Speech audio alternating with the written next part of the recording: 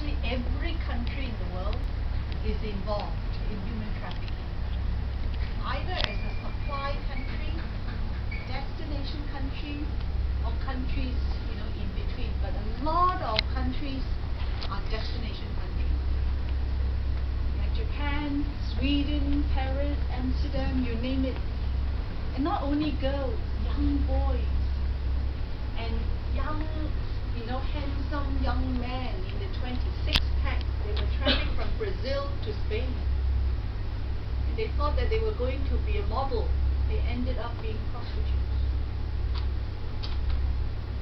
And of course, laborers as well. They are trafficked for work in factories, in farms. Have any questions or any thoughts?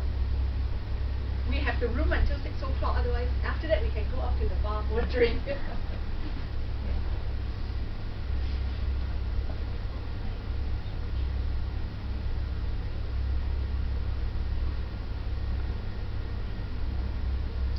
If you think about it, the drugs, when you traffic drugs, somebody buys the drugs, consume the drugs, that's it, you have to grow again.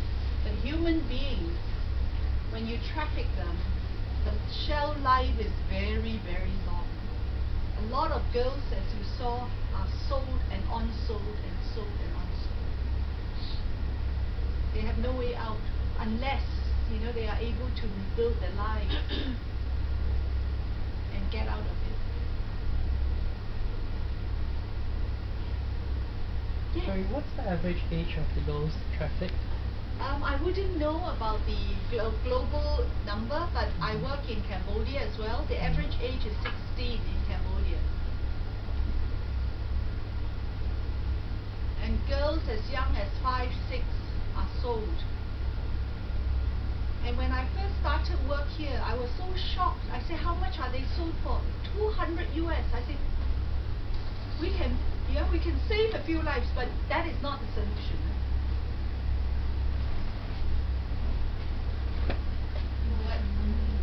There's not a solution, but what can we do? I think everyone wants help. Yeah. So, okay.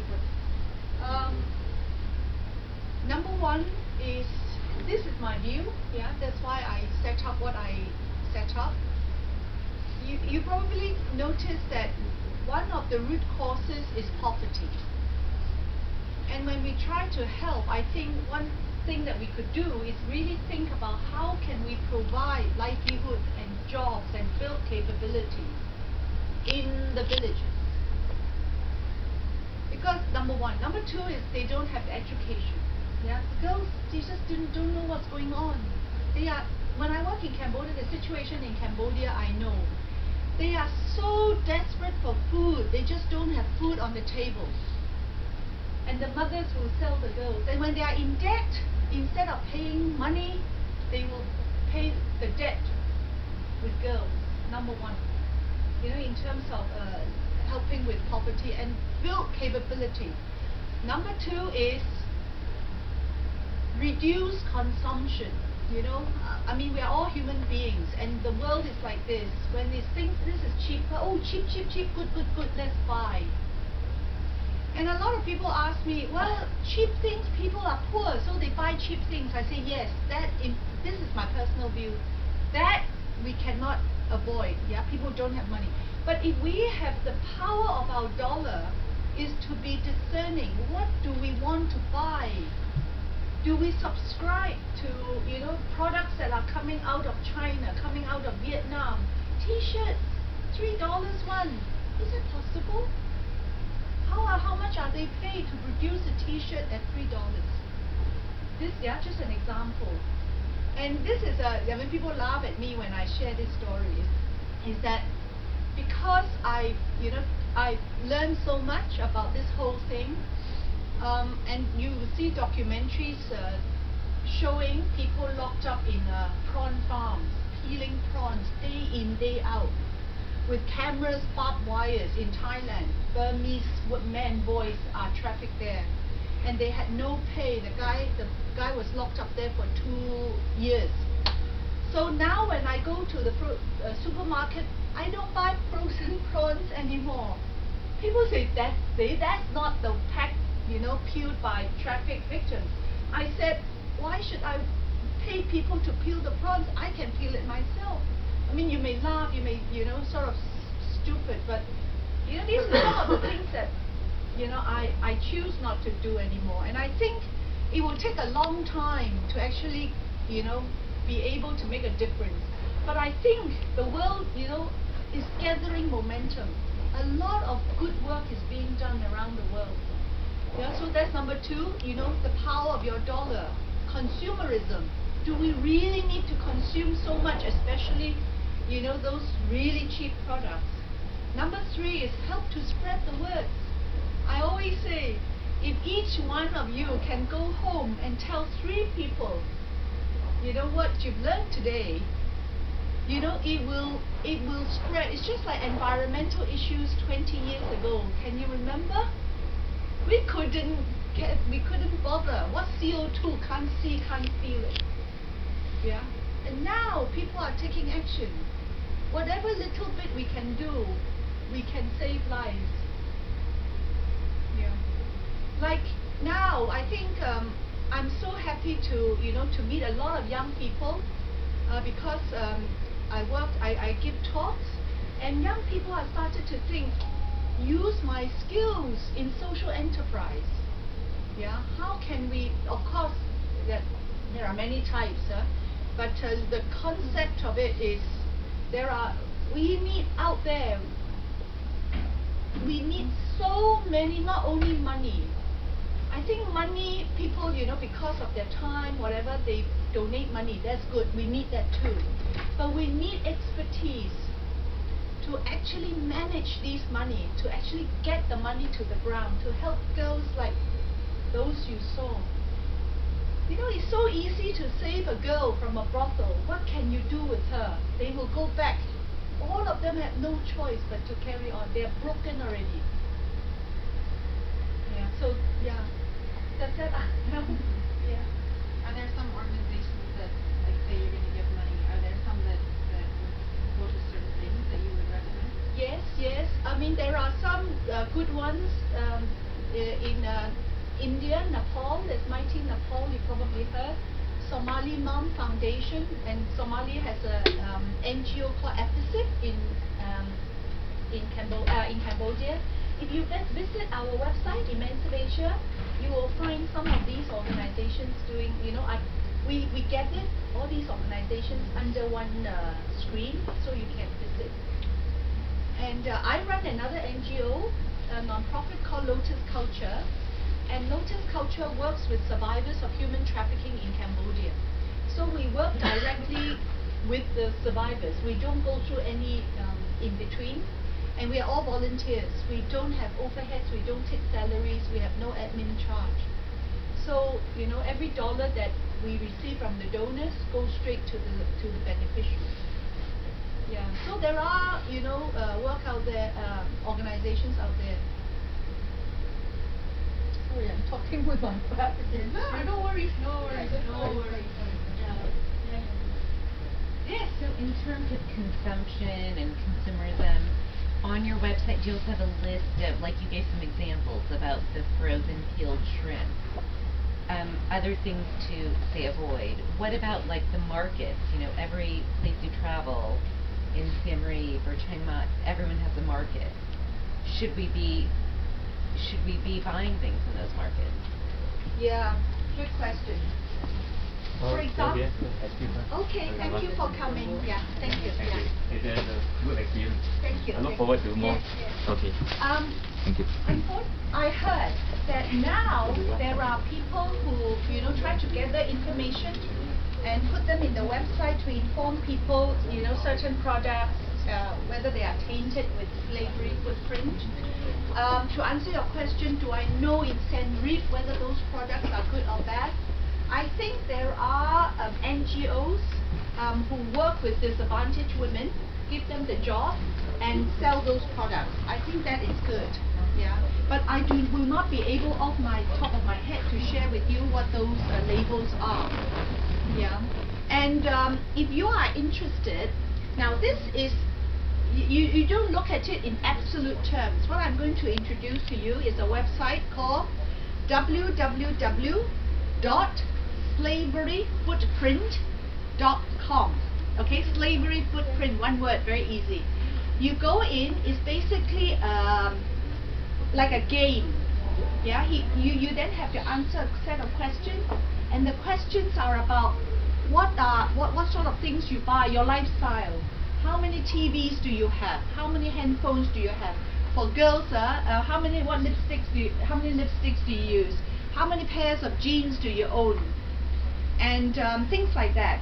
And it has a database. So after you've answered all these questions, it will pop up a number to tell you how many slaves work for you. Now, of course, the absolute number may be way out. But what I found interesting doing such an exercise is actually learning about what are the products that are tainted with slavery footprint. You go and have a look. I have 37 slaves working for me, and my lifestyle is very simple. Yeah, I only have one TV, I have only one handphone and things like that. But I think it's a very good learning experience. I mean, very informative. So you may want to try that out. And you will see at the end of it, it will also show you I think it's the average. They also show you some statistics. How many, was the range of slaves. But it gives us a very good indication of what are the products and services that are tainted with slavery footprint.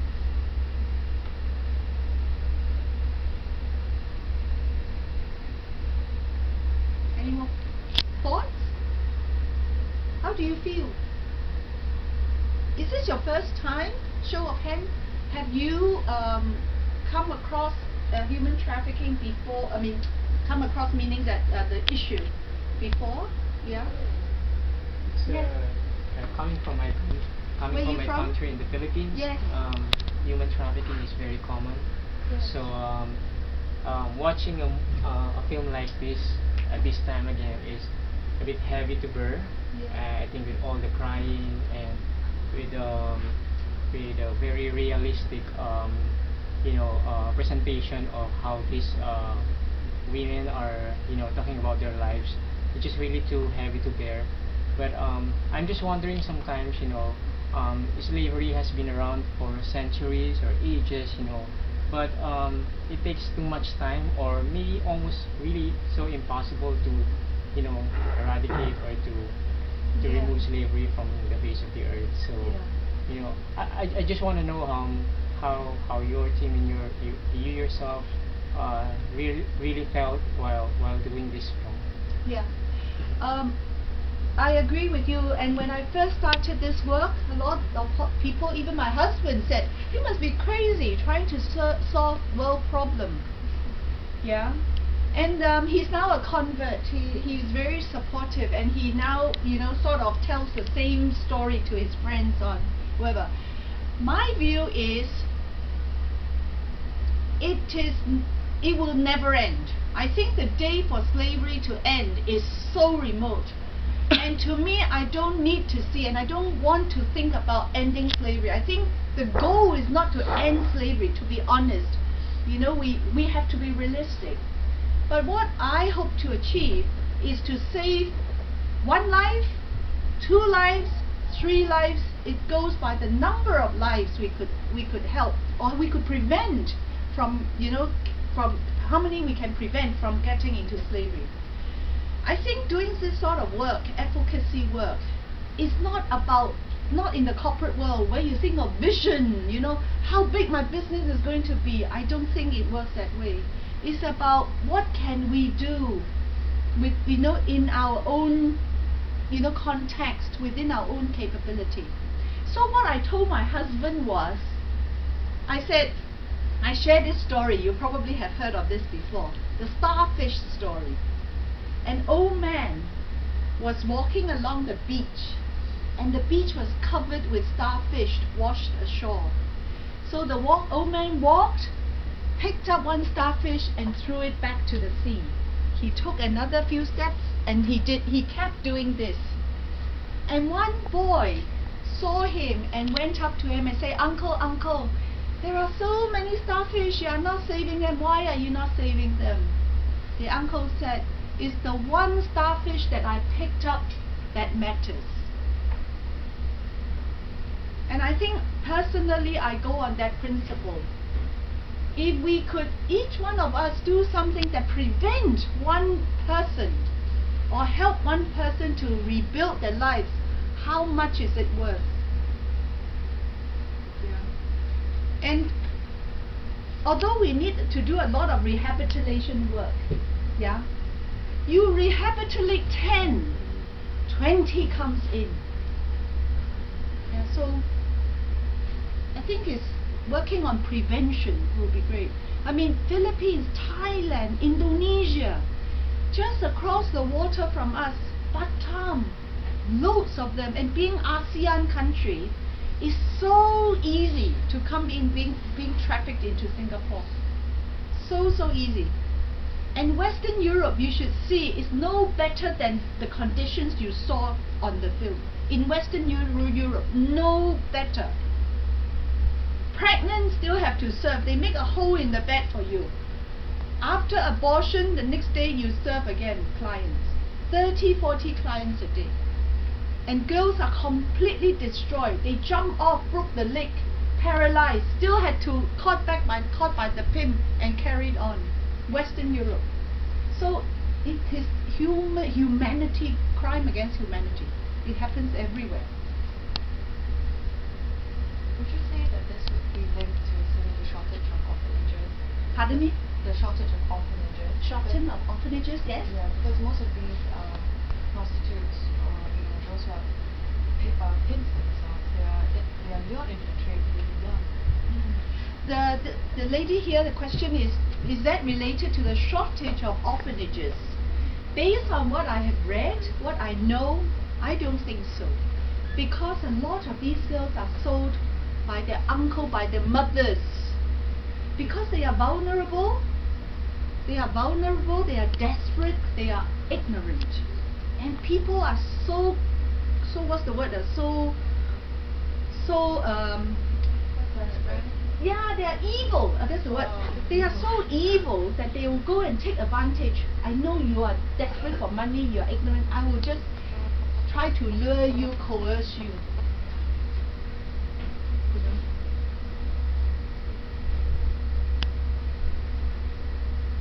It's so horrific, this crime. And you read about how here the girls were free to walk, go in, go out, because they are already supposed, sort of seasoned already. Girls are locked up. They have no freedom, and if they don't serve client, no food.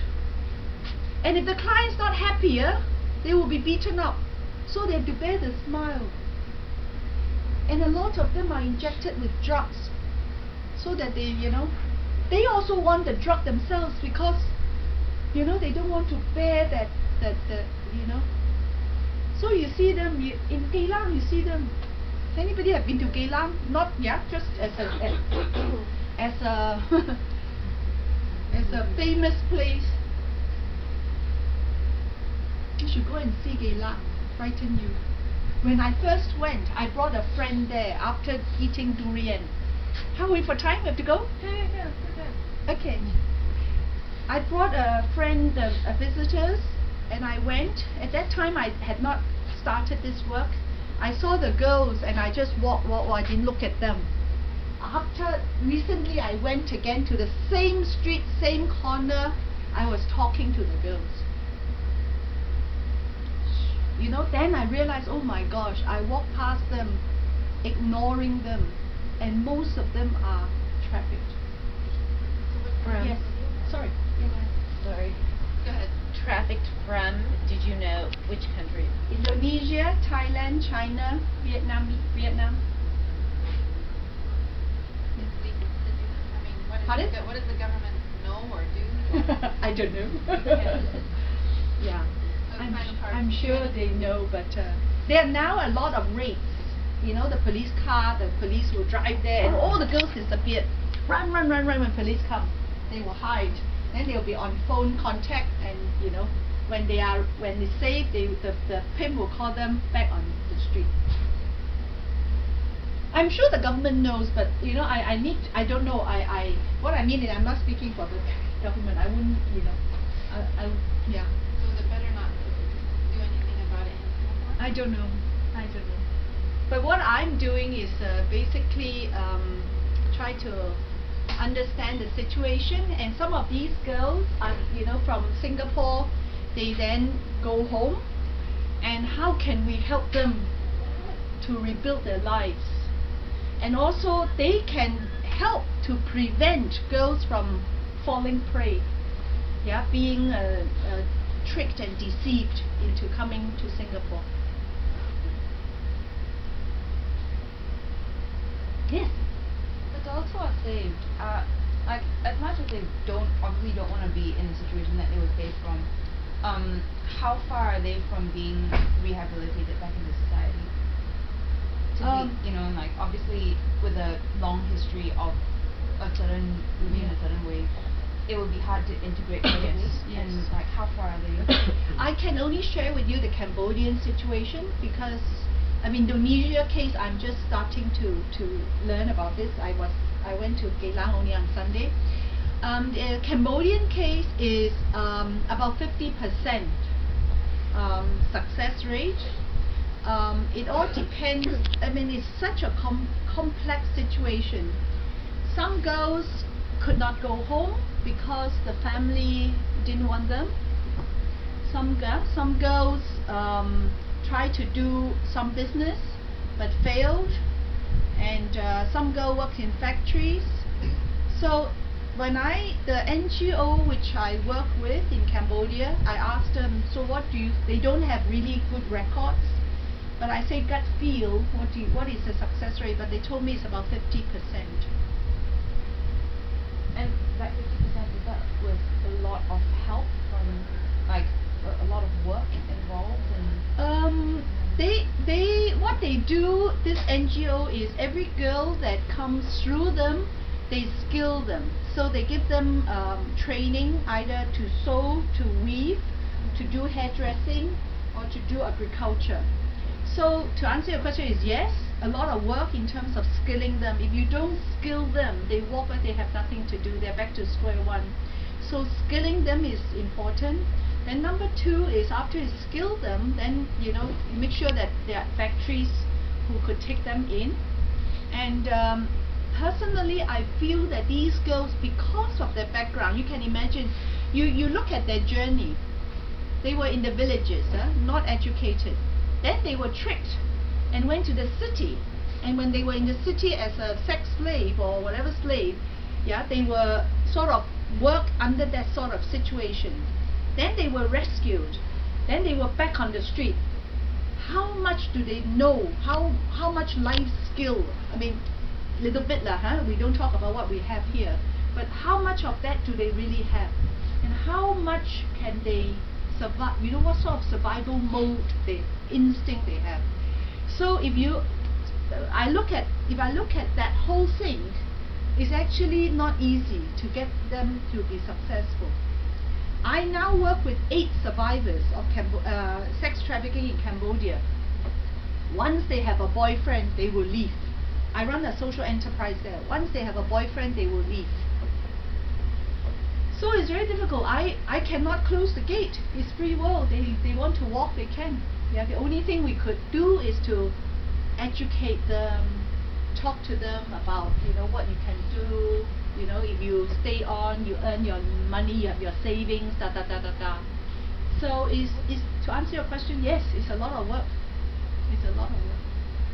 So, and to follow on from that, do you track suicide rates and self-harm rates? No, I don't that? have those. Yeah, because I'm not directly involved in rehabilitation.